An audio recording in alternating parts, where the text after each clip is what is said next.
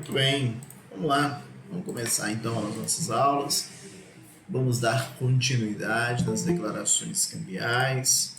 Vamos trabalhar com o aval. Aval. Vamos trabalhar com aceite, perdão aqui, ó. Aceite, tá? Lembrando, vamos iniciar aqui, ó, e vamos falar isso aqui. Declarações cambiais. Dando continuidade. Aceite. O aceite é uma declaração cambial, declaração unilateral de vontade, eventual, né? Pode acontecer ou não, sucessiva, por meio da qual o seu signatário aceita a ordem que lhe foi dada pelo sacador. E, claro, torna-se devedor direto do título. Nenhuma novidade. Nós já estamos habituados ao aceite, né? O que nós teremos a oportunidade de verificar hoje? Nós vamos refinar essas ideias. Vamos aqui relembrar, nós vamos realizar uma releitura do aceite, melhor dizendo, né? E também vamos ter a oportunidade de rever questões que já trabalhamos até então, nas outras nossas declarações cambiais.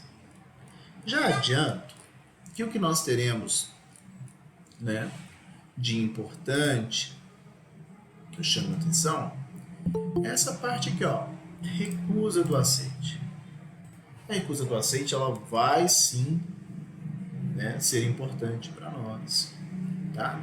Nós teremos aqui essa parte da recusa do aceite, em face do vencimento antecipado. Nós vamos dar uma atenção especial, tá? Também teremos a oportunidade de ver questões relativas ao aceite qualificado, limitação e modificação do aceite, né? Cancelamento do aceite.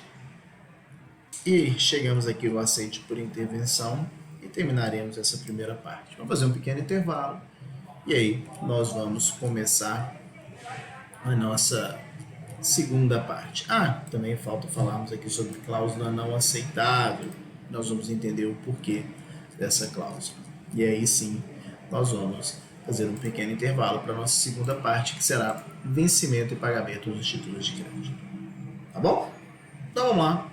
Vamos trabalhar com o aceite, que não é novidade para a gente, mas que se faz aqui. Importantíssimo nós trabalharmos aí com o aceite, tá? Vamos só lembrar de algumas questões. Estou trabalhando aqui agora, né? Vou trabalhar com a nossa letra de câmbio. E aí nós já estamos habituados. Olha, vamos pegar esse título nosso aqui, a letra de câmbio. E aí, claro, para darmos continuidade aos nossos exemplos, vou colocar aqui, ó, Antônio como sacador, criador desse título. Vou colocar o Beto como sacado, né? Veja, vou colocar aqui o Beto como sacado. Eu terei a oportunidade de colocar aqui o Carlos como, num primeiro momento, aqui, né, o beneficiário desse título, né? O credor inicial desse título, o tomador desse título. Mas aqui também, para que nós possamos, se o título nasce para circular e para que nós possamos trabalhar melhor, vamos colocar o Davi como sendo o credor desse título, recebendo, claro, por meio do endosso, tá? Endosso esse nosso que será translativo, significando dizer que recebe, né, todos os direitos e obrigações daquele título. Carlos, portanto, passa a ser endossante, ao passo que Davi é o endossatário, e nesse caso nosso, o credor com a posse e propriedade desse título. Muito bem, nós vamos nesse aspecto. Até aqui, alguma novidade? Nenhuma. Já estamos mais do que habituados com essa situação. Nós vamos aqui então, né, vamos dar o aceite nesse título. Lembrando que B é aquela pessoa que a ordem foi dirigida e esse B pode aceitar ou não aquela ordem que lhe foi dada né? E tornar-se, portanto, devedor perante ali, no nosso exemplo, ao Carlos, né? Perante C inicialmente, lembrando que C endossou esse título, né? Assinatura aqui no verso do título, o endosso, transferindo para D, como tivemos oportunidade de dizer. Veja, lembrem-se sempre que quando B é sacado, ele não possui responsabilidade nenhuma no título. Agora, quando ele recebe essa ordem e aceita a ordem que foi emanada pelo sacador, lembrando que sacador é a pessoa que cria a letra de câmbio, né, e emite uma ordem para com o sacado. Essa ordem ela poderá ser recepcionada ou não pelo sacado. Esse é o motivo pelo qual o aceite é uma declaração eventual. Pode acontecer ou não. E também sucessiva, porque a declaração cambial original, necessária para a existência desse título, é o saque promovido pelo sacador, que foi feito aqui no nosso caso pelo Antônio, né? Aquele que, veja, olha o que eu estou dizendo, aquele que cria o título de crédito por meio do saque sacador, quando o Antônio cria, ele diz que vai pagar o título? Não. O que ele diz? Pague você B ao Carlos. Lembrando que o B pode aceitar ou não, né? Então ele não disse que iria pagar. Se ele não disse que iria pagar, o intuito dele era de tornar-se devedor? Não, ele não queria ser devedor.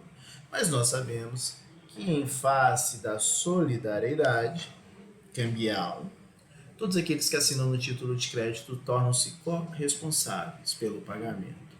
Mas só torna-se responsável pelo pagamento de forma direta, ou só é responsável direto ou responsável principal, aquele que diz que quer pagar. O Antônio não disse que quer pagar. Então ele é um responsável indireto. Da mesma forma, olha, Carlos, ao assinar o endosso, esse título transferido para Davi, o intuito inicial dele não é pagar. O intuito inicial dele é transferir para o Davi. Portanto, Carlos também, né, torna-se devedor indireto, porque nós sabemos que existe essa solidariedade cambial. E o B é responsável? Tem algum tipo de responsabilidade até então, da forma que é trazida para nós? Não. Por que não? Porque ele não promoveu a sua declaração cambial. Ele não deu declaração cambial, ele não firmou uma declaração cambial nesse tipo. Até então ele é só o sacado. Mas a partir do momento em que ele firma essa declaração cambial eventual, pode existir ou não, e no caso vai existir, sucessiva, porque é depois, né, da criação do título, tornando-se, portanto, signatário, ele aceita aquela ordem que foi lhe enviada. E aí, claro, nós temos sempre que lembrar, e essa parte é o mais importante, ele torna-se devedor direto, devedor principal. Nesse caso, então, veja, o B deixa de ser sacado, e vai agora, olha, com o ato do aceite, tornar-se aceitante. Tornando-se aceitante, olha como que é diferente. Ele diz o seguinte, olha, eu B quero pagar esse título. Vamos colocar o valor do título. Lembrando que pelo princípio da cartularidade tudo tem que estar escrito no título, né? Mas por falta de espaço, vou colocar aqui. O título vale 10 mil. E o vencimento do título vai ser lá no dia 25/11, né? 25 de novembro. Então ele quer pagar, ele aceitou aquela ordem. Se ele aceitou aquela ordem, o intuito dele não é criar o título, o intuito não é transferir, o intuito é de tornar-se responsável. O intuito é de pagar aquele título. Nesse aspecto, veja, B ao tornar-se, deixar de ser sacado e tornar-se aceitante, torna-se devedor direto e também devedor principal, né? Mas tudo isso nós já tivemos oportunidade de ver, já tivemos oportunidade de ver. Nós estamos apenas revendo e principalmente, né, treinando, trabalhando mais com as questões relativas ao aceite, né? Então veja, ó, aceitante é devedor direto, devedor principal. Vamos lembrar também da seguinte situação, que nós não podemos nos esquecer. Por que é tão importante essa questão de se identificar quem é o devedor direto, o devedor principal, que vimos que na letra de câmbio é o nosso aceitante? Olha, torna-se fundamental identificar quem é o devedor principal, o devedor direto, porque ele não tem direito de regresso, né? Uma vez que nós chegamos ao devedor principal e se ele cumprir essa obrigação, ele não tem direito de regresso. Então, o mesmo título aqui, ó, nós temos a seguinte situação. Antônio criando o título, mandando a ordem para Beto, que promoveu o aceite no nosso exemplo, né? Nós temos aqui o Carlos que transferiu por meio do endosso a Davi, né? Carlos aqui então é endossante, assinou no verso do título, local próprio para que se tenha o endosso é no verso do título, e o endosso foi translativo. Endosso translativo é aquele que transfere a posse mais a propriedade daquele título. Quem é o credor agora? Olha, o credor é Davi. Veja, só reforçando, eu quero chegar aqui e chamar a atenção para algumas questões. Sacador é devedor indireto, ele criou o título, lembra sempre disso? O intuito não é pagar. Endossante é devedor indireto, ele transfere o título, o intuito é transferir, não é pagar. Aceitante não é o sacado, é um devedor direto, devedor principal. Funciona da seguinte forma: Davi, credor, para que possa promover a execução em face do inadimplemento desse título contra os chamados co-devedores ou co-obrigados, ou contra todos aqueles devedores do título, tem que cumprir um requisito. Qual que é o requisito? Lembrem-se sempre desta situação, né? Lembrando que o nosso título vale 10 mil e vai vencer ainda no dia 25/11. Vou colocar aqui 10 mil e 25/11, só para a gente lembrar, tá? Lembrem-se sempre o seguinte, e você não pode esquecer dessa situação. O credor, ele tem direito de executar todos os chamados co-devedores, ou todos aqueles que promoveram, né, a sua declaração cambial no título. Ele tem direito de cobrar dos devedores indiretos e também do devedor direto, né? Ele tem isso em face, claro, da solidariedade. Só que, cuidado, eu sempre faço essa observação. Nós teremos a oportunidade na nossa próxima aula de estudar esse instituto com afinco, né? Nós vamos verificar outras situações. Mas para que se possa executar devedores indiretos, para que se possa promover execução contra devedores indiretos, faz-se necessário a existência do protesto. Protesto que pode ser por várias situações. Protesto por falta de pagamento, protesto por falta de aceite, que falaremos aqui, né, logo na sequência. O que é esse protesto? O protesto funciona como uma certidão, né, uma certificação do oficial do cartório dando conta de que não houve uma determinada conduta. Se é um protesto, por exemplo, por falta de pagamento, significa dizer que o título foi enviado para o devedor. Quem que é o nosso devedor? Beto. E o Beto não promoveu o pagamento daquele título. Lembro sempre, e aí fica a observação também, que o prazo, que nós estamos trabalhando com letra de câmbio, em se tratando de letra de câmbio, o título deve ser enviado para o protesto no primeiro dia útil subsequente à data do vencimento. No primeiro dia útil após dia 25 do 11. O protesto vai demorar mais tempo para ser lavrado. Por quê? Porque o que deve ser enviado no primeiro dia é pegar o título e levar para o cartório. Chegando no cartório, o oficial do cartório vai intimar o devedor B para poder fazer esse pagamento. Nós vamos ver esses prazos na nossa próxima aula. Então, esse pagamento ou não pode demorar mais tempo. O que mais certo é que o título deve ser enviado para o cartório no primeiro dia, no primeiro dia útil, subsequente à data do vencimento. Existindo o pagamento, se o B realizar o pagamento, o oficial do cartório vai pegar o valor e repassar para o credor.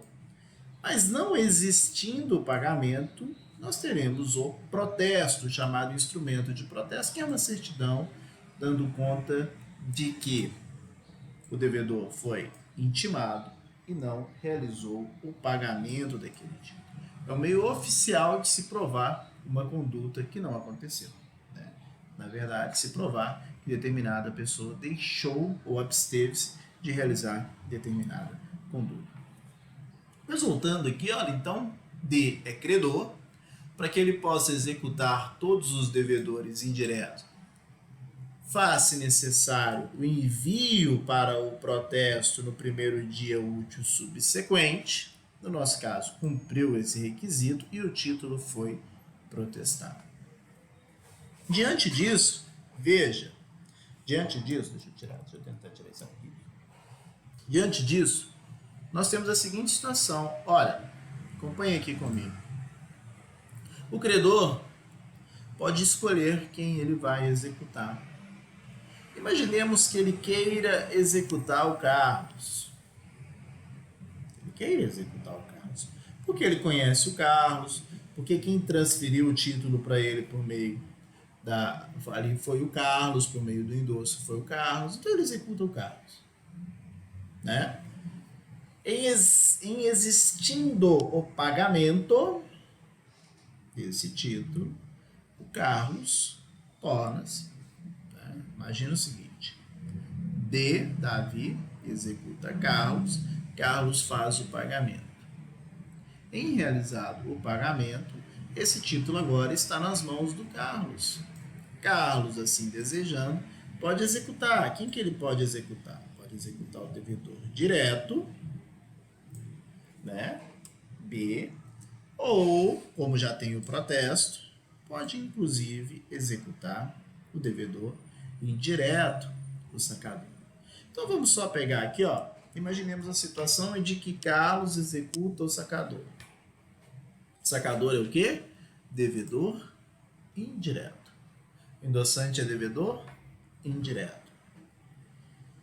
Esse sacador, o Antônio, pode executar alguém? Claro, pode executar quem? O devedor direto. No nosso caso é Beto. Por que que pode? Pode, porque Beto disse que iria realizar o pagamento.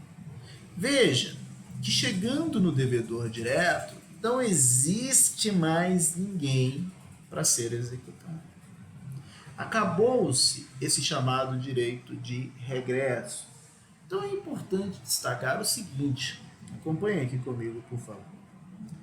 Você, sempre que estiver diante de um título de crédito, você tem que identificar quem é esse devedor direto. Por duas situações. Primeiro, uma vez executado o devedor direto, ele não tem o direito de executar ninguém, porque as obrigações terminam com ele. Então você já sabe onde termina essa obrigação. E segunda situação, eu não te disse que é necessário o protesto para que se possa executar os devedores indiretos?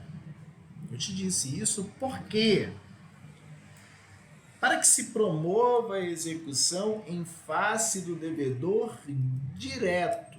Imaginemos que o credor não queira executar endossantes, sacador e os seus avalistas. Ele queira executar diretamente, ele queira executar aqui, portanto, diretamente o devedor principal. Quer executar aquele, esse devedor direto, devedor principal do título. Nesse aspecto, não se faz necessário o protesto.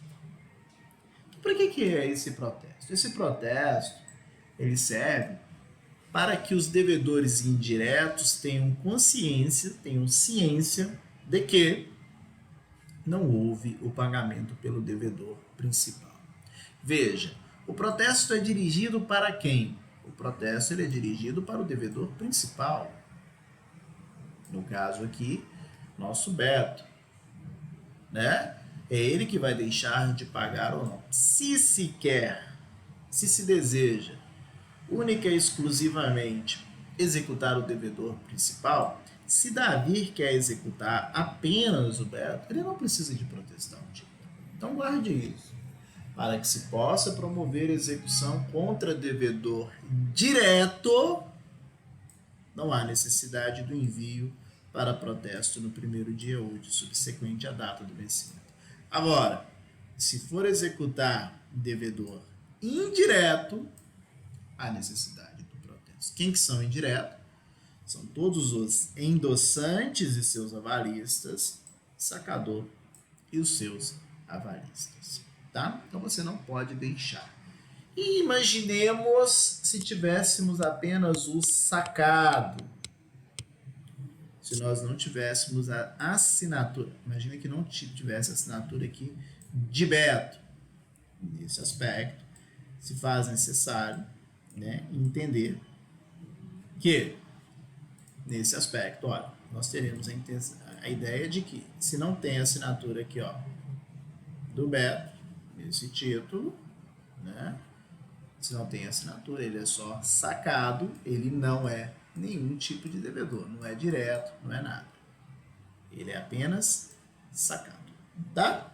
Então, eu tive a oportunidade de rever essas questões tão importantes aí, relativas a isso. E principalmente destacar, sem sombra de dúvidas, a figura do aceitante. E principalmente que é devedor, direto, devedor principal. E por que eu fiz isso tudo? Porque no título pode existir, em se tratando aqui, ó, da nossa letra de câmbio que nós estamos trabalhando, pode acontecer situações em que há uma recusa do aceite. Porque vamos lembrar o que é o aceite? O aceite é uma ordem emanada pelo sacador para o sacado, para que ele possa efetuar o pagamento ou não daquele título. Ele vai aceitar essa ordem ou não. E aí, o ponto importante que eu quero destacar reside justamente nesse aspecto de que pode acontecer a chamada recusa do aceite. E essa recusa do aceite vai ser entendida dessa forma. O sacado pode recusar o aceite, total ou parcialmente. Uma vez recusado o aceite, ocorre o chamado vencimento antecipado do título, que pode ser provado pelo protesto por recusa de aceite. Tá?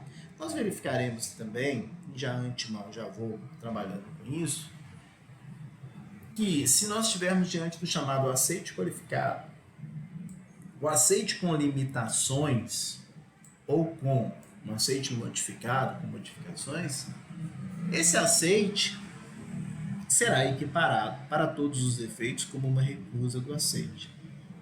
E o que vai acontecer?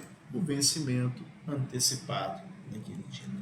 Vejamos os nossos exemplos aqui que vai ficar mais fácil. Ó, Antônio cria o título, manda a ordem para Beto, que pode aceitar ou não, né, para poder realizar o pagamento. Para poder pegarmos o nosso exemplo, Carlos transfere por meio de endosso para Davi. Davi é o proprietário daquele título. O princípio da literalidade está tudo escrito no título, mas vou colocar aqui só para a gente lembrar. O nosso título tinha o valor de R$10.000 e o vencimento dele para o dia 25/11. Né? O credor, quem é o credor aqui? Ó? Lembrando que aqui tem o endosso no verso do título, né? Bonitinho. O nosso credor é o Davi. Esse Davi, então, de posse e propriedade desse título, porque o nosso endosso foi aqui transferido por meio translativo, transfere a título, a posse e a propriedade do título, credor sendo Davi, hoje, lembrando sempre que hoje são 17/9, Davi pode realizar duas situações. Davi pode esperar até o dia 25/11 e apresentar esse título aí para que o Beto possa realizar o pagamento, ou, como nós estamos no dia 17/9, ele pode perguntar para o Beto se o Beto vai dar o aceite ou não no título. E aí, o Beto pode virar e fazer algumas situações. O Beto pode dizer, não vou dar o aceite nesse título. Davi, então, veja o que está sendo proposto. Davi é credor, pergunta para o Beto se o Beto vai dar o aceite no título ou não. O Beto fala, não vou dar o aceite. Como que o Davi vai provar que o Beto não deu aceite nesse título? Ele vai filmar, vai pegar testemunhas, não vai funcionar dessa forma nos nossos títulos de crédito, não. Tá? O que o Davi deve realizar? Olha, o Davi, ele deve realizar também um protesto. Mas agora o protesto, ele não será pelo pagamento ou não. Afinal de contas, vamos entender? O título vence ainda no dia 25/11. O título vence no dia 25/11 e nós estamos no dia 17/9. Então, nesse aspecto, veja, o protesto vai cumprir aquela finalidade que o Davi quer. Qual que é a finalidade que o Davi quer? Ele quer saber se o Beto vai aceitar ou não. Né? Então ele vai realizar um protesto por falta de aceitação. É claro que se o Beto aceitar, pronto, vida que segue, tem que esperar o dia 25/11, que é o vencimento do título, o vencimento ordinário, né? Para que se possa promover eventual execução contra esse Beto devedor. Né? Mas fato é que o Davi quer saber se ele vai realizar. Então o título vai ser encaminhado, veja. O título vai ser encaminhado por meio do oficial de cartório de protestos para o Davi. E se o Davi recusar dar o aceite, firmar o aceite no título, nós teremos um protesto por falta de aceite. Teremos, então, um documento oficial, um instrumento de protesto, dando conta do dia em que houve a recusa do sacado. E qual que é? E em existindo a recusa, qual que é a sanção prevista dos títulos de crédito? Aqui, ó. Se existir o protesto por recusa do aceite, o que vai acontecer? Vencimento antecipado daquele título. Então imaginemos que o título foi enviado para o cartório, né? E que a recusa do aceite por meio do instrumento de protesto foi no dia 17/9. Nesse aspecto, o que nós teremos? Nós teremos que esse credor, Davi, não precisa esperar o vencimento ordinário, dia 25/11, para promover a execução contra os devedores. Ele já pode promover de plano, né? Vencimento antecipado do título. Ele pode executar. Ele pode executar quem? Vamos lembrar? Ele pode executar o devedor, o sacador, desculpa? Pode, porque o sacador é devedor indireto, ele assinou no título. Ele pode executar o Beto? Não, o Beto não pode, porque o Beto é o quê? Sacado. Inclusive o Beto falou que não é devedor, que não ia pagar, que não ia aceitar e não ia recepcionar aquela hora. Então, Beto, não. Ele, Davi aqui, pode, se assim desejar, executar o Carlos, que é endossante? Pode, claro.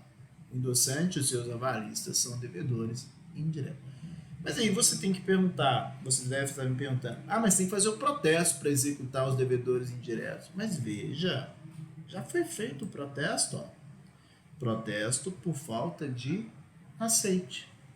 Significa dizer que no dia 25/11, esse título não será pago pelo Beto. O que acarreta? Vencimento antecipado. Pode executar todos os demais signatários do título, excetuando, claro, o sacado, porque ele nem é signatário naquele título. Tá? Essa mesma situação, o vencimento antecipado, melhor dizendo, também ocorre quando existem situações de limitação ou de modificação do aceite.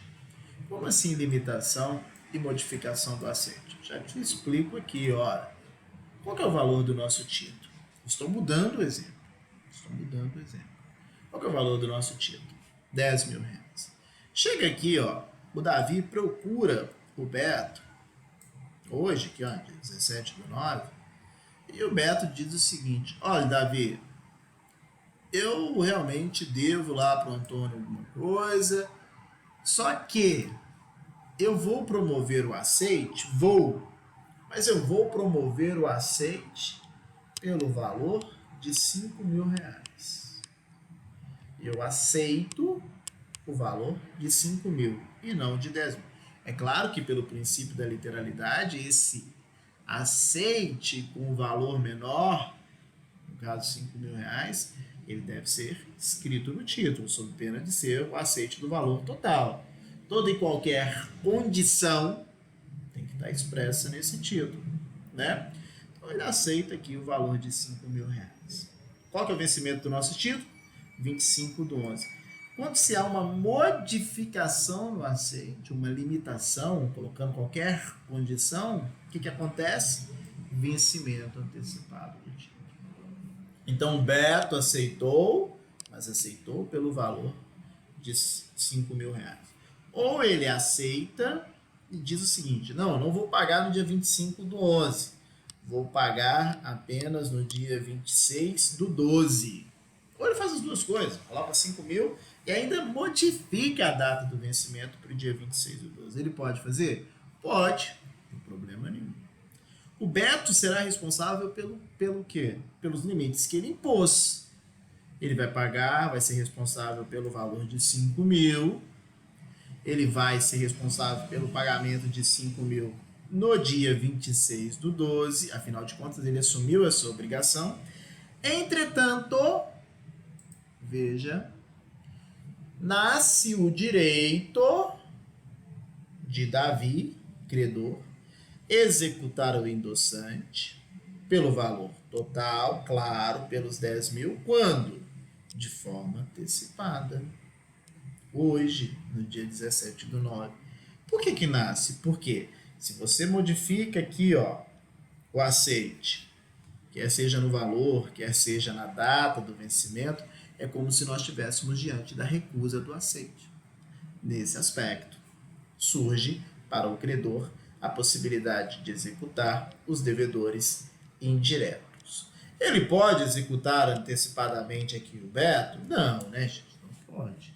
Porque o Beto disse que vai pagar 5.000, mas no nosso exemplo, apenas aqui, no dia 26/12. Então ele pode executar antecipadamente quem? Pode executar antecipadamente Carlos, pelo valor integral, a partir do dia 17/9, bem como o Antônio, pelo valor de integral de R$10.000. Então, fechando isso, se existir limitação ou modificação do aceite, nós temos que entender que funciona como uma recusa do aceite. Ou seja, ocorre ali aquele vencimento antecipado do título, tá? Cancelamento do aceite. O aceite pode ser cancelado? O Beto pode cancelar? Claro. Como que cancela? É só riscar a assinatura, a declaração cambial, ou inserir alguma expressão no sentido de cancelar aquele aceite que foi dado no título.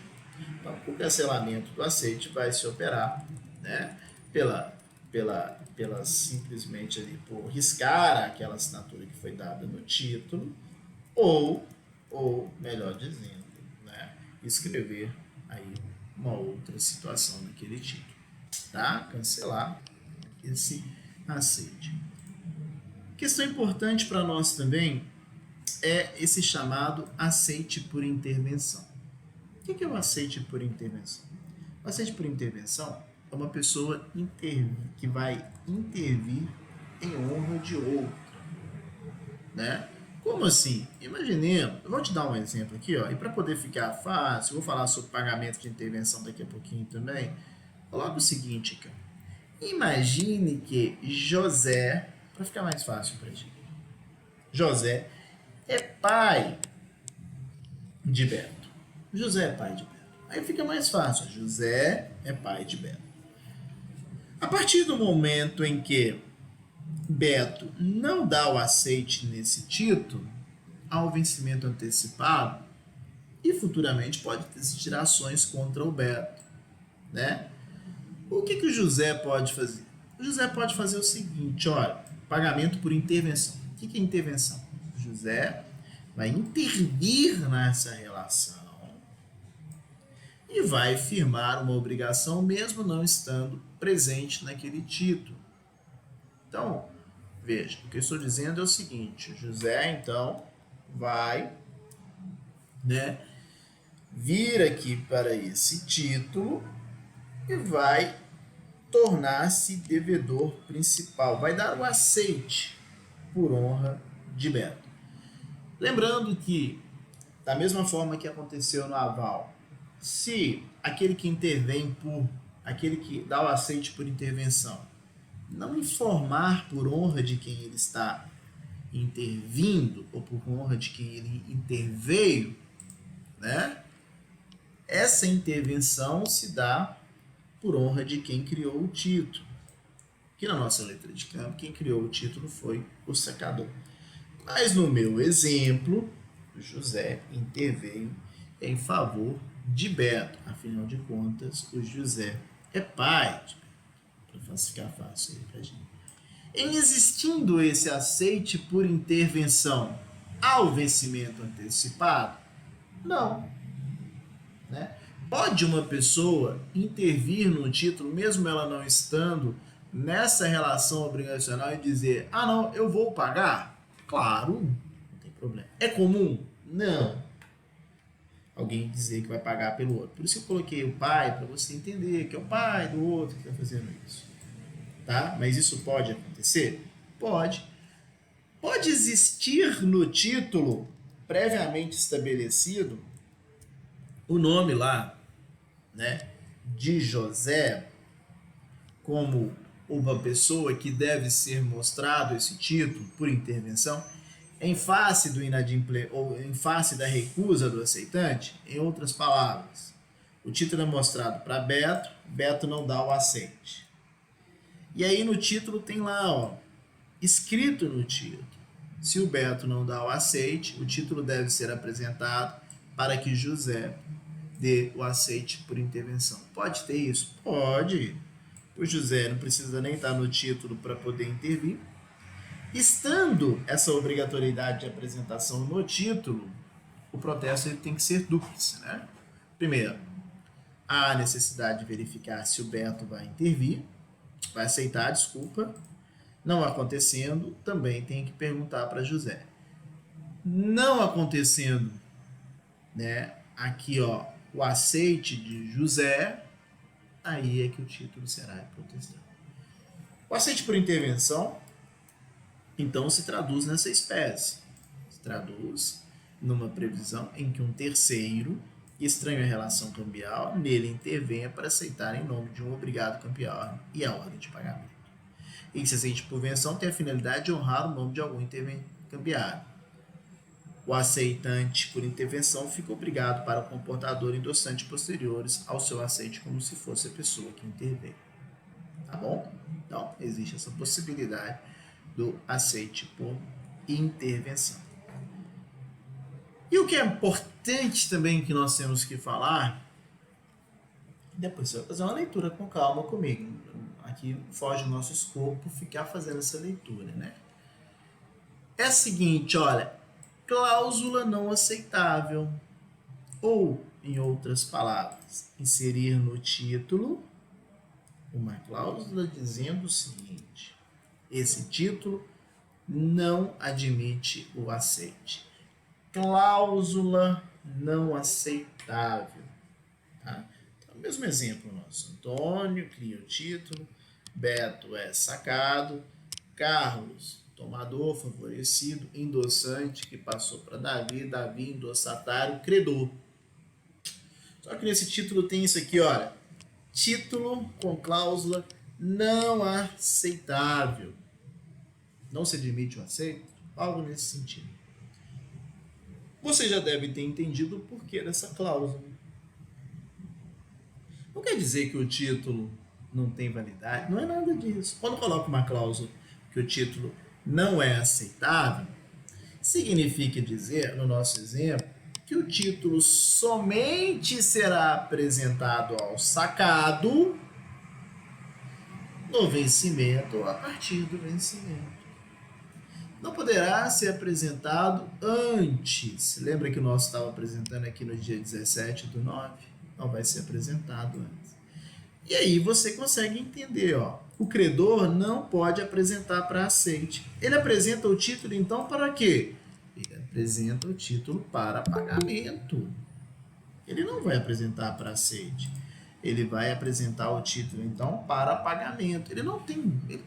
Ele pode perguntar para o Beto se o Beto vai aceitar ou não tem problema. Só que ele não pode ter a chamada recusa do aceite. Esse título não pode ser, quando tem uma cláusula não aceitável, o título não pode ser protestado por falta do recusa do aceite.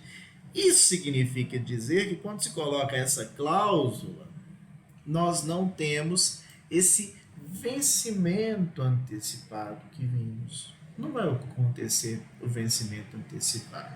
Então se pergunta o seguinte: por que coloca uma cláusula não aceitável? Olha, é porque o beneficiário não pode apresentar o título para aceite, mas apenas para o pagamento, né? Dessa forma, nós temos que nós não teremos o vencimento antecipado daquele título. Tranquilo? Eu vou fazer um pequeno intervalo aqui, mas já volto para a sala para conversar com vocês aqui, tá? Um minutinho, eu só vou interromper aqui a gravação, mas eu volto para a sala, tá? Um minutinho só.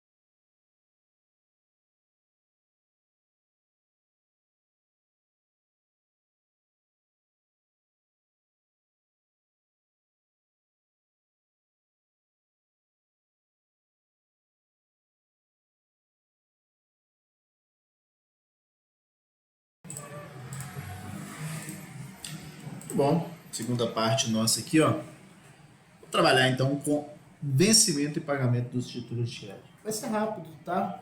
Muito do que nós trabalhamos aqui com vencimento e pagamento dos títulos de crédito, eu tive a oportunidade de falar na nossa primeira parte, tá? Nós teremos a oportunidade aqui no início, só vou explicar aqui, ó, para vocês o que nós vamos ver agora no segundo tempo. Falaremos sobre as modalidades de vencimento dos nossos títulos, as possibilidades que nós temos.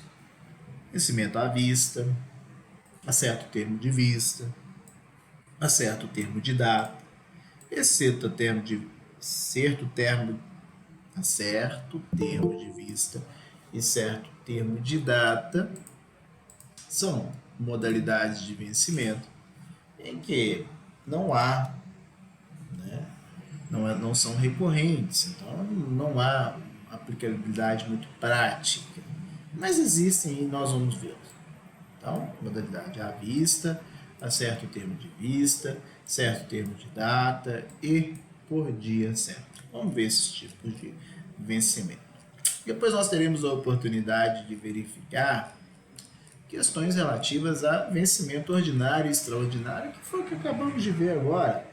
Vencimento antecipado do título, com a recusa do aceite, modificação do aceite. Mas trabalharemos aqui também, ó, em situações de falência. Quando há falência também, há esse vencimento antecipado do título. Logo depois, passamos para o pagamento, meio de extinção das obrigações. A gente falamos bastante sobre pagamento. Vamos ver o que é obrigatório que se tenha para que nós tenhamos esse pagamento.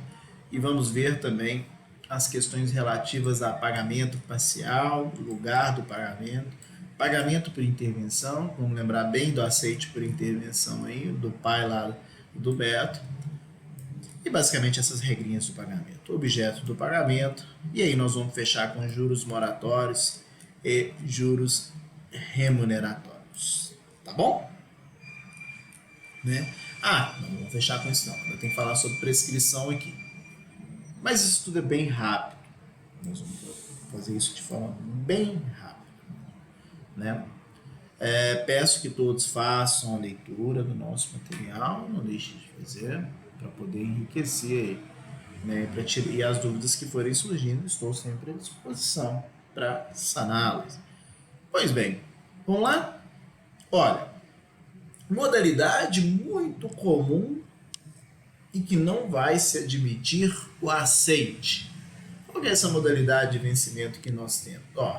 Modalidade à vista. O que é um vencimento à vista? Vencimento contra apresentação.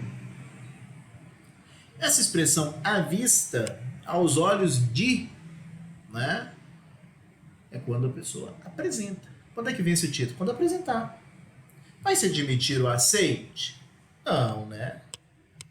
Não vai se admitir o aceite. Porque quando apresentar, não está apresentando para aceite, está apresentando para pagamento.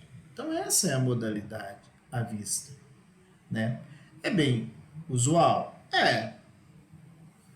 Mas, sem sombra de dúvidas, a forma de pagamento mais usual é o pagamento com dia certo, né? Ou o pagamento das obrigações a termo, estabelecida previamente. Nós estávamos trabalhando até então vencimento no dia 25/11. Não foi isso que nós trabalhamos no nosso exemplo? Dia certo. Agora, existem outras modalidades, diferentemente da modalidade à vista, que não se admite o aceite. Existem modalidades em que o aceite se mostra fundamental para ter a vantagem do prazo de vencimento daquele título. Nós estamos falando, da modalidade de pagamento a certo termo de vista. Ou seja, começa a contar o vencimento do título a partir do aceite. Exemplo, nosso Exemplo clássico. Antônio, Beto, Carlos, Davi lá. Título circular. Davi não, peraí. Beto dá o aceite nesse título. E no título está escrito o seguinte, ó, esse título vai vencer 30 dias, 60 dias, 90 dias, qualquer um desses exemplos.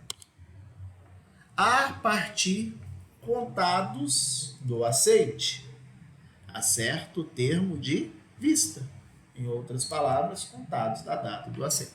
Então, por exemplo, no nosso primeiro exemplo aqui, ó, se vence no dia 17, se foi apresentado para aceite no dia 17 do 11, 17 de 11 não, 17 de novembro, setembro, gente, pelo amor de Deus, não, desculpa. Se foi apresentado no dia 17 de setembro, vai ter que contar 30 dias para que se tenha o vencimento, né? Ou seja, foi dado o aceite no dia 17 de setembro, 17 do 9, 30 dias, ou 60, depende do que tiver escrito no título, ou 90 dias contados, é por dia mesmo, né? Contados a partir da data que foi dado o aceite. Nesse aspecto, para que se tenha esse vencimento, se faz necessário, claro, se faz necessário que o aceite tenha data. Tem que datar o aceite. Tem que colocar aceite dado, aceite firmado no dia 17 do 9, claro, para começar a contar o prazo de vencimento. Tá? Essa é a modalidade de vencimento a certo termo de vista. Ou seja, começa-se a fluir o prazo de vencimento contado a partir do aceite daquele tipo. Ainda também há uma modalidade de vencimento que é a certo termo da data.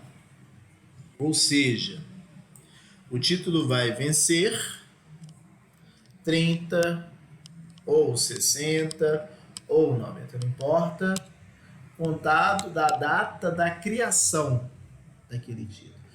30 dias a partir da data da criação. Então nós temos aqui, ó, se tratando de letra de câmbio, a declaração originária, né, que é o saque, realizada pelo sacador. Nós verificaremos a seu tempo, quando estivermos trabalhando melhor lá a duplicata, a letra de câmbio, nota promissória também, nos requisitos, nós verificaremos que os títulos eles têm que ter data de emissão. Então, a nossa letra de câmbio que nós estamos trabalhando aqui, ela tem uma data de emissão. Imaginemos que esse título está sendo criado hoje, 17 do 9. Qual que vai ser o vencimento? Imaginemos que seja 30 dias a partir da data da emissão. É só contar 30 dias a partir dessa data inserida ali no próprio título. Tá? Você veja que em se tratando de um título a certo termo de vista, é obrigatório que se tenha um aceite para começar a contar o prazo. Não tem também vencimento antecipado. Agora, em se tratando de um título aqui em que nós temos a certo termo de data, o vencimento vai se iniciar a partir, né, da criação do título. Pouco usual. Se são 30 dias, é melhor colocar a data futura, né? Mas existem essas possibilidades. A certo termo, né, inicia-se com a criação do título, certo termo de data. A certo termo de vista, inicia-se a partir do aceite. A vista é a apresentação para pagamento, não se admite o aceito. E dia certo é a modalidade mais usual, claro, é uma data pré-determinada. Igual tivemos a oportunidade de trabalhar na nossa aula, nós estamos trabalhando com o dia 25 do 11. Tá bom? Modalidades, portanto, de vencimento. Tá? Outra situação importante também aqui pra gente, olha, tivemos a oportunidade de trabalhar vencimento ordinário. O que é o vencimento ordinário? É aquele constante do título. O título vence no dia 25 do 11. Vencimento extraordinário. Situação em que há o vencimento antecipado do título. Nós estamos trabalhando com o dia 17/9. Tivemos a oportunidade de verificar que esse vencimento será extraordinário quando tiver a recusa do aceite por meio do protesto, não foi isso? Nós também tivemos a oportunidade de verificar quando se modificar o aceite, modificar a data de vencimento, modificar o valor do aceite, né? Também isso tudo gera esse vencimento antecipado. O que nós não tivemos a oportunidade ainda de trabalhar é justamente com essa situação que está trazida aqui para o nosso texto, olha, que é uma situação de falência. Tá? O que nós temos então? Primeiro vamos entender o que é falência. Nós teremos a oportunidade de estudar falência em momentos posteriores do nosso curso de Direito Empresarial. A falência nada mais é do que um credor ou vários credores ir ao juízo da falência e pedir a falência de um devedor. Para tanto, deve cumprir os requisitos da chamada imputabilidade injustificada, né? Os requisitos, na verdade, da chamada insolvência jurídica, que estão lá no artigo 94, insolvência injurídica, que estão no artigo 94 da Lei 11.101 de 2005, que é imputabilidade injustificada, execução frustrada ou atos de falência. Inciso 1, inciso 2 ou inciso 3 do artigo 94. Tá? Cumprido esses requisitos, o que é a falência? De forma bem simples. Falência é nada mais do que afastar o devedor dos seus bens. Né? Então, você vai afastar o devedor dos bens por meio de dentro de um processo. Esses bens serão transformados em ativo, principalmente ativo circulante, né? Em dinheiro, vamos assim dizer, para poder pagar quem? Pagar os credores dentro de uma ordem estabelecida em lei, para poder realizar o pagamento aos credores na forma estabelecida pela própria lei. Falência disso. Basicamente, então, o credor pede o juízo, cumpre os requisitos, para que o devedor seja afastado dos bens, para que os bens possam ser vendidos para poder pagar os credores. Pois não, ninguém ia falar? Não? Então tá, para poder realizar o pagamento para os credores, né? Isso é falência. Veja, é inegável que dentro desse processo de falência, o que é muito comum de se acontecer? A partir do momento em que o juiz decreta a falência, ele vai colocar um marco temporal, ele vai colocar o termo legal da falência. E nisso, nós temos uma situação de que existe, sem sombra de dúvidas, dívidas já vencidas, existem já créditos vencidos, existem títulos vencidos, mas pode ter também de dívidas vincendas, de dívidas futuras, dívidas que ainda vão vencer, né? Então, dívidas ainda a vencer, dívidas vincendas, né, que vão vencer. Nesse aspecto, temos que o juízo, isso tem a previsão na nossa lei de falência, vai fazer uma equalização. Ou seja, aquilo que está vencido vai ter correção de juros, teremos correção monetária, teremos juros até a data da decretação da falência, e aquilo que ainda vai vencer terá o abatimento proporcional. Em contrapartida, não tem como esperar vencer. Afinal de contas, os bens, né, daquele devedor os bens são separados, são arrecadados, são alienados para poder pagar todos os credores de dívidas vencidas e dívidas ainda vincendas, dívidas que vão vencer. Então vai acontecer a chamada equalização dos créditos. Tudo aquilo que está para vencer com a decretação da falência vai ser considerado como vencido. Se existirem, portanto, títulos de créditos com datas futuras, e se eventualmente nós tivermos a falência decretada pelo juízo da falência, o que vai acontecer? Nós teremos o chamado vencimento extraordinário, né? Aqui não. Nós teremos aí esse vencimento extraordinário, ou seja, vencimento antecipado das obrigações. Então imaginemos que haja uma decretação da falência hoje, no dia 17/9, e o título, como vimos, está com vencimento para o dia 25/11. Nessa data, será considerado, né, o título vencido, vencimento antecipado, em face da decretação da falência. Então, se eu lhe perguntar, o título pode ter o vencimento antecipado pela decretação da falência? Sim. Pela recusa do aceite? Sim. Pela modificação do aceite? Sim. Pela limitação do aceite? Sim. Né? Essas são as hipóteses que nós temos do chamado vencimento extraordinário. Excetuando-se todas essas situações que nós estamos trabalhando, o título vai ter o seu vencimento ordinário. Qual que é o vencimento ordinário? Pelo princípio da literalidade, aquele vencimento que se faz constar, no próprio título.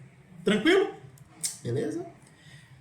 No que se refere a vencimento, o que nós temos de importante foi trazido. Agora nós vamos trabalhar com pagamento. E aí, quando falamos em pagamento, o que nós temos é mais uma constatação e uma observação, vamos assim dizer. Imaginemos que o nosso exemplo, o nosso título, Beto seja aceitante, Antônio é o nosso sacador, Carlos, tomador, endossante, transferiu para Davi, só para não mudar o exemplo. O título vale 10 mil, né? Vencimento no dia 25/11 de 2021. Quem é o credor? O credor é Davi. De quem que o Davi, vamos lembrar lá? Por isso que eu falei que vai ser bem rápido, porque nós tivemos a oportunidade de trabalhar isso bem lá no início da nossa aula. De quem que esse Davi pode cobrar o título de crédito da forma que está? Com essas informações. Olha, só pode cobrar de Beto. Mas por que ele não pode cobrar de Carlos, que é endossante, endossando o verso, e nem do Antônio, que é sacador? Porque lembra, são devedores indiretos. E eu disse só com essas informações. Mas a partir do momento em que eu te digo que o título está protestado, não se esqueça disso nunca, se tem o protesto, o título está protestado. Agora sim, o credor, Davi, pode executar todos os devedores. Quem são todos? O seu endossante, o sacador e o devedor principal aceitante. Como tivemos a oportunidade. Pode executar todos de uma vez? Claro. Pode executar apenas um? Claro. Existe uma solidariedade cambial. Nesse caso aqui, veja, existe o endosso, o título está protestado, tá? O endosso é translativo. Davi tem a posse e propriedade desse título. O Davi pode cobrar qualquer um, mas ele vai cobrar do Carlos. Por que ele vai cobrar do Carlos? Porque foi o Carlos que transferiu para ele conhece o Carlos. Talvez ele nem conhece o Beto, nem conhece o Antônio, mas ele conhece o Carlos que transferiu para ele. Né? E confia no Carlos, tanto é que senão ele não ia aceitar esse título sendo transferido. Então Davi cobra de Carlos. Carlos fez o pagamento. Carlos, o que o Carlos tem de direito? Qual que é o direito do Carlos a partir do momento em que ele faz o pagamento? Primeiro, ele tem direito a receber o quê? O título. Não existe a possibilidade de alguém fazer o pagamento sem que o credor esteja com o título em mãos? Porque para que o Carlos possa, eventualmente, cobrar aqui do sacador ou cobrar do sacado, do aceitante, perdão, do Beto aqui, que é aceitante, que já aceitou, né? Foi sacado, mas agora é aceitante. Ele tem que ter o título em mãos. Então, a primeira, tem que ter o título, ele tem o direito, o Carlos realizando o pagamento, ele tem o direito de receber o título. E mais do que isso, ele também tem o direito de ter um recibo, né? Dando conta de que ele pagou aquele título. O recibo é importante? É. Mas o que é o mais importante? Sem sombra de dúvidas, é aquele título para que ele possa exercer o chamado direito de regresso, cobrar dos demais signatários daquele título. Então, dando continuidade nisso, Carlos, de posse do título, vai lá e cobra do Antônio. Antônio tem direito ao título? Tem, claro. Antônio tem direito ao recibo? Tem, claro. Por que está podendo cobrar o Antônio? Porque o título está protestado. Antônio fez o pagamento. Antônio pode cobrar de quem? Pode cobrar do devedor direto. Quem que é o devedor direto? O devedor direto, no nosso caso, é o Beto. Então, o Antônio pode cobrar aqui do devedor direto. Se o Davi quisesse, poderia ter cobrado do Beto? Poderia. O devedor direto não tem problema nenhum, né? Nesse caso, o Beto não tem jeito, não tem como cobrar de ninguém mais. Todo aquele que faz o pagamento tem o direito de receber o título para poder exercer o direito de regresso, para poder executar os outros co-devedores, né? Executar aí, então, ter esse direito de regresso, executar os co-devedores, portanto. Aquele que paga tem o direito de executar os co-devedores. Beleza? Isso, não se esqueça disso. Para cobrar devedor indireto, o título tem que estar protestado. Não esqueça disso, tá? Não se esqueça disso jamais. Então, diante disso, algumas situações se fazem importantes. Existe possibilidade de pagamento parcial em título? Exemplo, olha, veja, exemplo. Imaginemos que Beto, deixa eu tentar, acho que eu vou ter que fazer um novo. Vamos lá. Pagamento parcial, eu precisava de um pouquinho mais de espaço. Mesmo exemplo, Beto, Carlos, Davi, credor, endosso no verso, Beto, aceitante. Carlos aqui foi o tomador que passou aqui para Davi ao endosso lá no verso do título. Tá tudo aqui. Pronto. Lembrando que o nosso título vale 10 mil e o vencimento é lá no dia 25 do 11. Vamos ver aqui. Olha só. Imaginemos que nesse título nosso aqui exista um pagamento parcial. O que isso quer dizer? Chegou no dia 25 do 11, Beto deveria pagar 10 mil, mas não faz. Sabe o que o Beto faz? Ele paga 5 mil reais. E ele faz constar isso no título. E aí eu coloco uma observação nas nossas observações. Aquele que faz pagamento parcial, o ideal é que o recibo esteja no título. Recebi de Beto o valor de 5 mil e nós vamos ver a diferença que isso gera para aquele título. Qual que era o valor do título? 10 mil. Recebi de Beto o valor de 5 mil reais. Tá? Olha o que vai acontecer. Quando o pagamento é parcial, eu te pergunto, existe a possibilidade do Beto ficar com aquele título? Olha a dificuldade. Veja, se você responder que sim, você está tirando o direito do Davi aqui, ó, executar os demais devedores pela importância ainda que falta.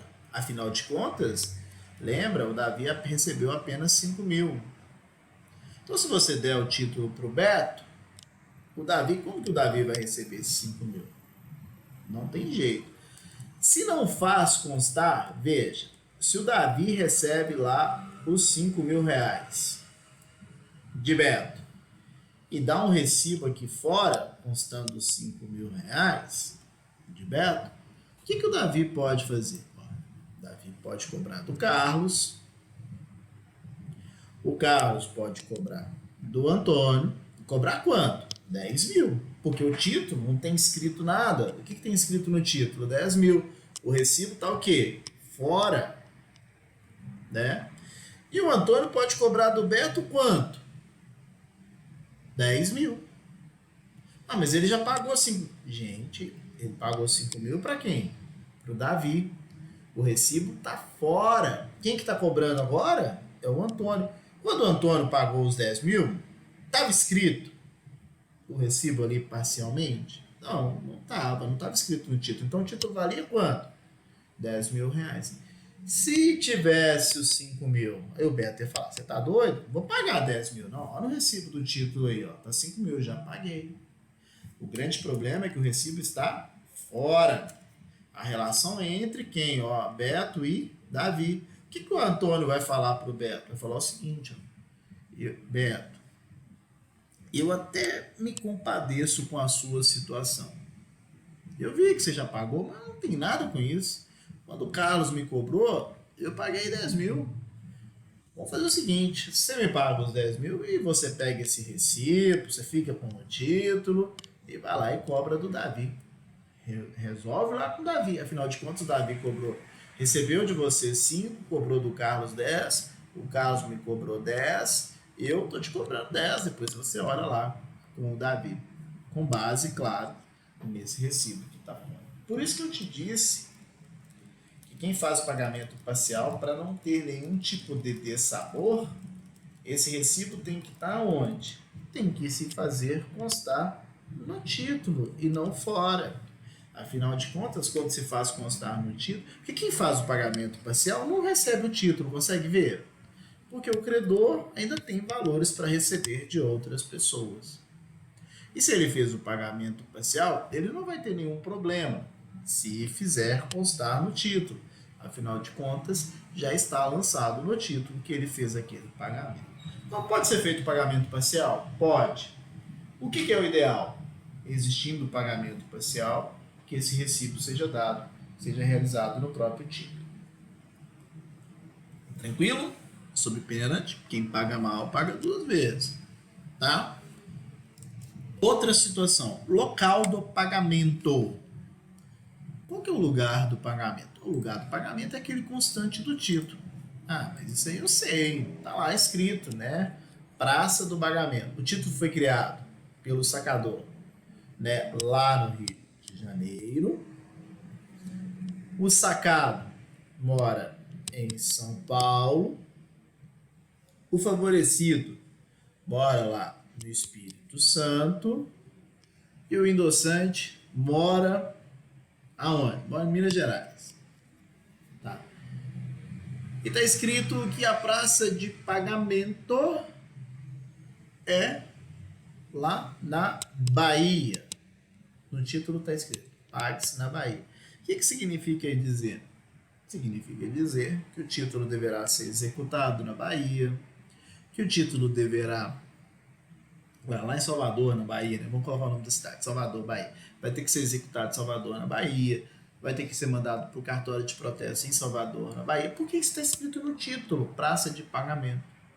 Então, se tem a praça de pagamento no título, é no local que está. Igual quando nós escolhemos o foro, né? Escolhe-se o foro de Belo Horizonte para sanar eventuais dúvidas que existam num contrato, por exemplo, praça de pagamento. Então, é lá em Salvador, Bahia.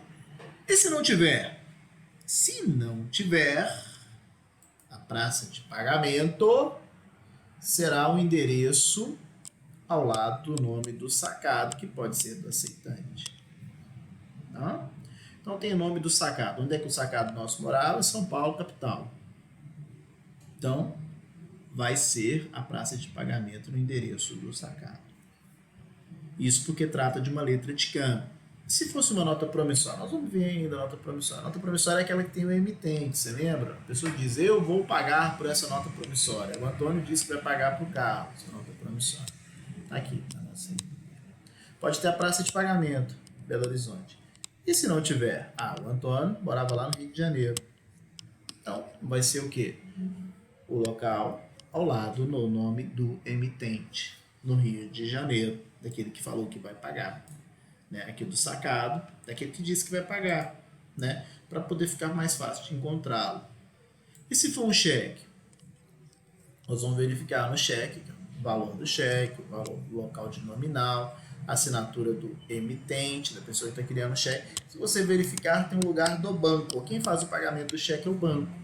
Claro que tem que ter fundos para poder fazer o pagamento. Né? Qual que é o local de pagamento? Se não se fizer constar no cheque, o local de pagamento vai ser da agência bancária. Né? Aqui é o local de emissão, o local de pagamento vai ser, se não fizer constar, vai ser aqui o da agência bancária. Todo cheque tem aqui o nome do banco. Né? Então, vai ser o local daquela agência bancária. Tá? Esse é o local de pagamento. Vai fixar o local que se realizaram os protestos, também vai fixar o juízo competente para eventual execução que for promovida. Tá? Pagamento por intervenção. O que é o pagamento por intervenção? Nós temos que voltar naquela situação em que tem o pai, para ficar mais fácil para nós entendermos. Tem o sacador, nós temos aqui o aceitante, o Beto aceitou, temos o favorecido Carlos, o Davi, que é o endossatário e credor. E nós temos lá, lembra o José? Lembra o José? O José era o pai, e é para poder você entender isso, pai de Beto. Davi, na data do vencimento, executa Beto. José pode virar e falar assim, vou pagar para o Beto, ele é meu filho, quero pagar para ele. Pode? Pode. Não tem problema nenhum. Né? José poderia vir e falar o seguinte, vou pagar em favor de Carlos? Pode, não tem problema nenhum. José pode pagar em favor de Antônio? Pode, não há problema algum. Esse é o pagamento por intervenção. Quando José diz que paga em favor de Beto, acabou. O José pode cobrar. Ele pagou, recebeu o título, pode cobrar de quem? Do Beto. Beto pode cobrar de quem? De mais ninguém. Se o José paga em favor do Carlos, o endossante, o José pode cobrar de quem? Pode cobrar do Carlos e de todos os outros devedores que o Carlos poderia cobrar. Então veja, o José cobra do Carlos, o Carlos pode pagar ou não, mas imaginemos que o Carlos não faça o pagamento, o José pode cobrar de quem? Pode cobrar do Antônio, porque Antônio era devedor de Carlos. E ainda, olha, o José, se assim desejar, pode cobrar do devedor principal. É como se fosse assim, ó, quem paga por intervenção, assim, assume o lugar daquela pessoa por honra de quem ele pagou.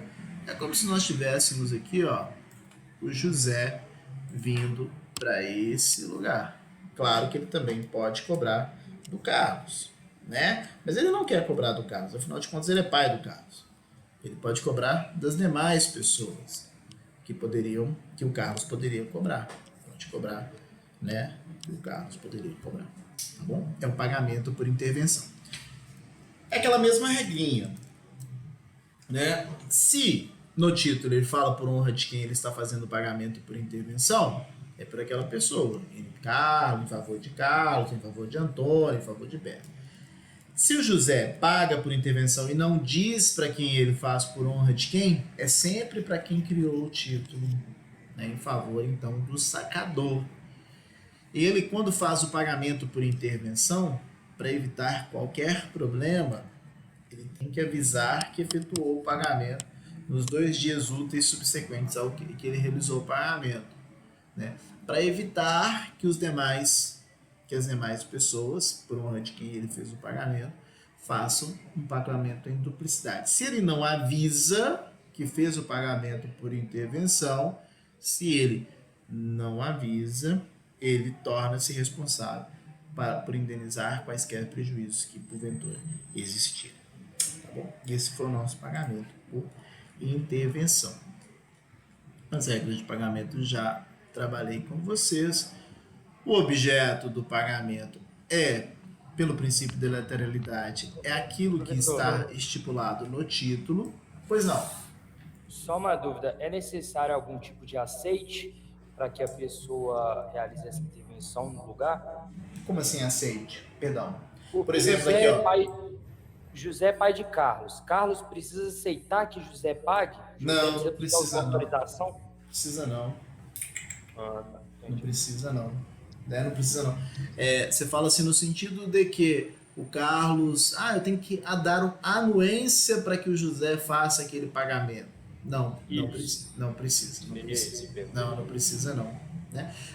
Além disso, também eu tô cheio de dívida. Quem quiser pagar para mim, pode pagar também, não tem problema nenhum. Eu não vou ficar triste não. Né?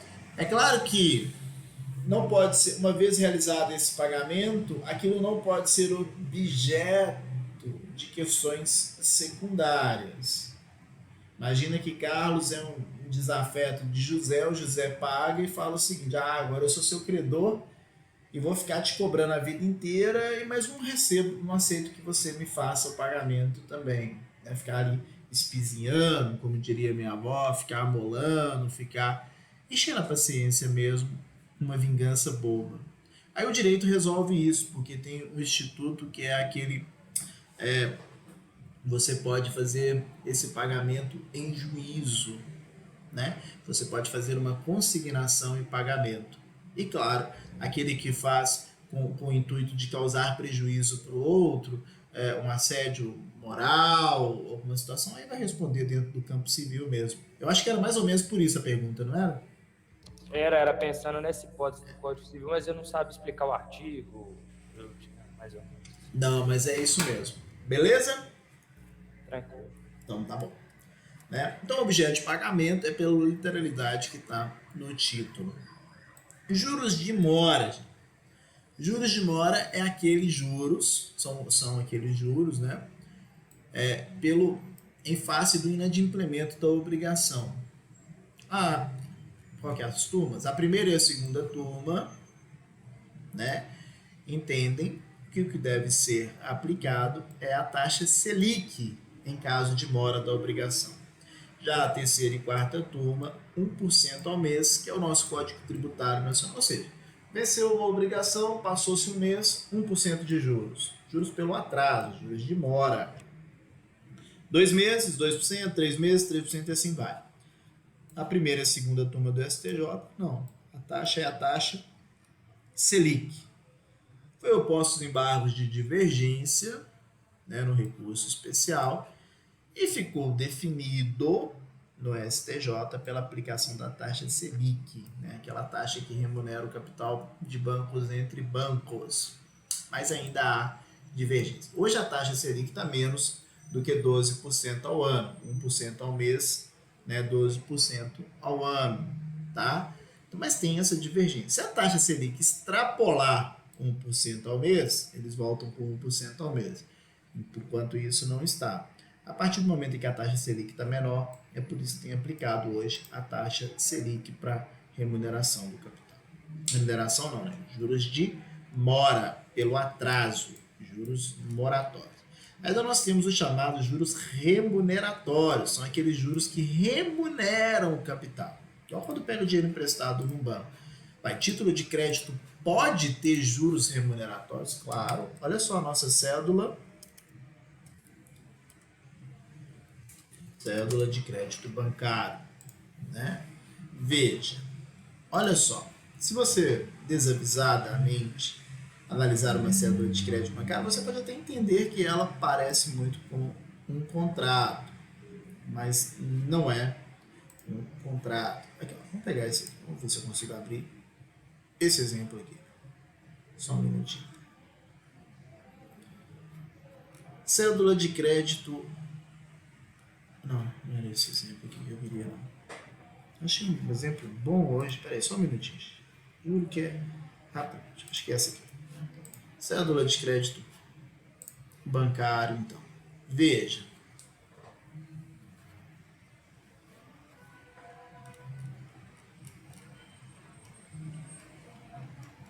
Aqui, ó. Vou pegar aqui para você. Olha aqui. Tipo da operação. Crédito direito. Crédito. Você com a cédula de crédito bancário. É um título de crédito. Crédito direto ao consumidor. Valor do bem 40 mil. Valor líquido do crédito 25 mil reais. Você pegando dinheiro emprestado. 25 mil reais. Valor de cada parcela 924 reais. Vencimento da primeira parcela 28 do 12. Valor da entrada 15 mil reais. Valor total do crédito, R$ 28.295 em 48 parcelas. Aí vai vir aqui, ó, taxa de juros anual, 26,53, tá? Taxa de juros mensal, 1,98. Custo efetivo total mensal, 2,60, porque tem IOF, tarifa de avaliação de bens, seguro de auto, tem ali também seguro prestamista, e tem tal, aqui ó, sei lá o que é premiável que tem aqui, vai enfiando o negócio, né? Total de pagamentos autorizados, 3.295. Então aqui ó, mas o que importa pra gente é isso daqui ó. Custo efetivo total, pegou 25 mil reais, vai pagar 2,60 por mês de juros. Isso são juros remuneratórios. Ainda tem multa de 2% sobre a parcela e juros de mora de 8,10% ao mês. Ou seja, né, em caso de atraso, vai pagar 8,10% ao mês. A pessoa está morta com uma cédula de crédito bancário dela, não pode atrasar de jeito nenhum. Né? Então veja, são situações aqui de remunerar o capital. O título de crédito pode ter juros remuneratórios? Pode. Depende do título, né? A cédula de crédito bancário pode. Agora, tem outros títulos que não podem, né? Esses títulos atípicos do Código Civil. O Código Civil não autoriza ter juros remuneratórios. Cheque também não pode. Letra de câmbio e nota promissória somente nas modalidades à vista ou certo termo de vista, né? Na cédula de crédito bancário pode, tá? Para a gente fechar, nós teremos a oportunidade de ver isso quando estudarmos aqui questões relativas ao processo de execução. Mas aqui ó, nós temos os prazos de prescrição e vamos ver aqui de forma bem rápida, tá? Para que ó, veja o credor execute o devedor principal. Para o devedor principal pagar a sua obrigação, o aceitante como vimos hoje. Qual que é o prazo de prescrição? Prazo de 3... Perdão, tá, gente? Eu estou falando de letra de câmbio, nota promissória. O cheque vai ser diferente. A duplicata também tem essa mesma lógica que nós estamos falando. A grande maioria dos títulos de crédito, o prazo prescricional é esse. O cheque é diferente, nós vamos falar. O cheque prescreve em 6 meses, mais 30 dias a mesma praça, 6 meses, mais 60 dias de prazo legítimo. Nós vamos falar isso posteriormente. Mas vamos falar aqui, letra de câmbio, nota promissória, duplicado, os principais tipos. Para executar devedor principal, devedor direto, ó, prazo de 3 anos, né? Contados a partir da data do vencimento. Para que o credor possa executar endossantes, devedores indiretos ou sacador, prazo de 1 ano, contado do processo realizado em tempo hábil para ajuizar as ações contra eventuais endossantes e sacador da letra de câmbio. Imaginemos que determinado credor cobre de um endossante. Quanto tempo tem esse endossante para cobrar, por exemplo, aqui do sacador ou demais endossantes? Aqui, ó. Prazo de 6 meses, contado do dia em que o endossante pagou o título ou foi acionado e possa demandar contra os outros endossantes ou contra o sacador. Né? Então, se o endossante paga, prazo de 6 meses. Para que o credor cobre de endossantes ou sacadores, 1 ano, notado do protesto, e para que possa se executar o devedor principal, prazo de 3 anos. Tá bom? Eu vou encerrar o vídeo aqui e volto para vocês aí. Só um minutinho, por gentileza.